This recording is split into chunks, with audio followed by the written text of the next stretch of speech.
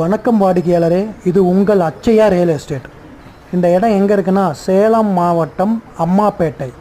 சேலம் மாவட்டம் அம்மாப்பேட்டையில் ரோடு பாருங்கள், 20 அடி ரோடு. 20 அடி ரோடுலேருந்து 3 அடி செந்து 30 அடிக்கு தாங்க. 3 அடி செந்து 30 அடிக்கு தாங்க.